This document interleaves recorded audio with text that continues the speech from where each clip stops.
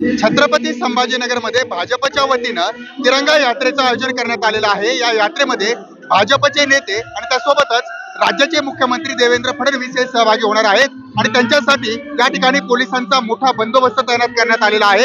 या ठिकाणी महाराष्ट्र पोलीस असतील, महानगरपालिकेचे सुरक्षा रक्षक म्हणजेच सेवानिवृत्त सैनिक या ठिकाणी आहेत, तर दुसरीकडे पोलिसांचा मोठा फौजफाटा या ठिकाणी पाहायला मिळतोय। या चौकातून या यात्रेला सुरुवात होणार आहे। मोठी संख्या जी आहे ती यामध्ये यात्रेमध्ये सहभागी होणार आहे।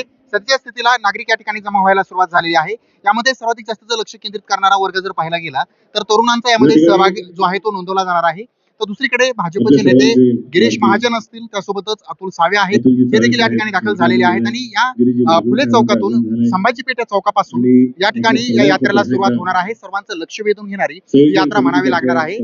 फुले चौकातून यात्रा सुरुवात होईल आणि क्रांती चौक या ठिकाणी ही यात्रा समाप्त होणार आहे आणि या यात्रेच्या सुरुवातीलाच या ठिकाणी जर आपण पाहिलं तर पोलिसांचा मोठा बंदोबस्त तैनात करण्यात आलेला आहे आणि छत्रपती संभाजीनगरमध्ये सर्वाधिक जास्त लक्ष केंद्रित करणारी यात्रा म्हणून याला ओळखलं जाते। त्यामुळे एकीकडे आम्ही ही यात्रा फक्त कुठेतरी आमच्या मनामध्ये जी काही देशभक्ती आहे, देशसेवा आहे ती दाखवण्यासाठी करतो असं म्हणतात। तर दुसरीकडे त्या यात्रेमध्ये मुख्यमंत्री सहभागी होतात, त्यामुळे पोलिसांचा मोठा बंदोबस्त देखील तैनात करण्यात आला आहे। सचिन बडे, लोकशाही मराठी, छत्रपती संभाजीनगर।